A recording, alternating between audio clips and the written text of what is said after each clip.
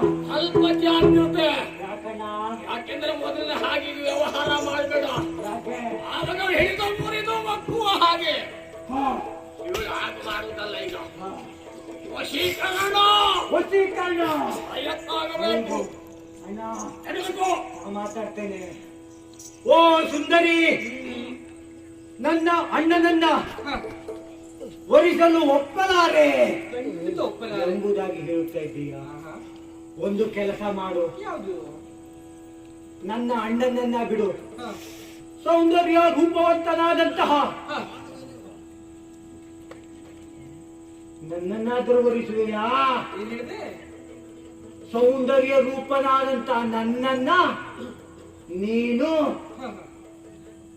ಸೌಂದರ್ಯವಂತ ನೀನು ಯಾರು ಹಾಗಂತ? ದರ್ಪಣ ನೋಡ್ಕೊಂಡಿದ್ಯಾ ಹೇಗೆ ಅಂತ? ಹೌದು. ಹೌದಾ? ಹಾ, ಆ ಸೌಂದರ್ಯ ಅಂದ್ರೆ ಹೀಗೇನಾ? ಮತ್ತೆ ಹೇಗೆ? ನನ್ಗೆ ಗೊತ್ತಿಲ್ಲ ಸರ್, ಹಾಗೆ ನಮ್ಮ ತಮ್ಮ ಹೌದಾ? ನಮ್ಗೆಲ್ಲ ಹಾಗೆ ಅನಿಸ್ತು. ನಮ್ಮಲ್ಲಿ ಸುಂದರ ಅಂದ್ರೆ ಹೀಗಲ್ಲ, ಇದು ವಿರೂಪ ಕುರೂಪಿ ಅಂತ ಹೇಳ್ತಾ ಇರ್ತಿಲ್ಲ. ಸುಂದರ ನಮಗೆ ಇದು. ಅದೇನೇ ಇರಲಿ, ಹಾ, ನಿಮ್ಮ ಮಾತಿಗೆ ಬಗ್ಗೋಳು ನಾನಲ್ಲ. ಹಾ. ಹೆಣ್ಣೆ, ಏನು? ಒಂದು ವಿಷಯ ಸತ್ಯ ಹೇಳ್ತೇನೆ ಕೇಳಿ. ಯಾವುದು? ಕೋಣನಿಗೆ ಬುದ್ಧಿ ಇದ್ರೆ ಹಾ, ಕೋಣ ಯೋಚನೆ ಮಾಡ್ತದಂತೆ. ಹೇಗೆ? ತನ್ನ ದೇವರು ಹೇಗಿರಬೇಕು. ನನ್ನ ಹಾಗೆ ದೊಡ್ಡದಾದಂತಹ 2 ಕೋಡುಗಳು, ಹಾ, ನನಗೆ ಒಂದೇ ಬಾಲ ಇವೆ. ಹಾ.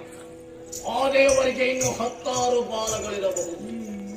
ದೊಡ್ಡ ಹೊಟ್ಟೆ ನನಗಿದೆ, ಇದೆ. ಇನ್ನೂ ದೊಡ್ಡದಾದ ಹೊಟ್ಟೆ. ಅಂದ್ರೆ ಅವರವರ ಕಲ್ಪನೆಗೆ ಮೀಸಲು. ಸಹಜ ಬಿಡೋದಿಲ್ಲ. ನೀವು ಕಲ್ಪಿಸಿದಂತಹ ರೂಪರಾಶಿ ಹೀಗಲ್ಲ. ಹಾಗಂತ ನಮ್ಮ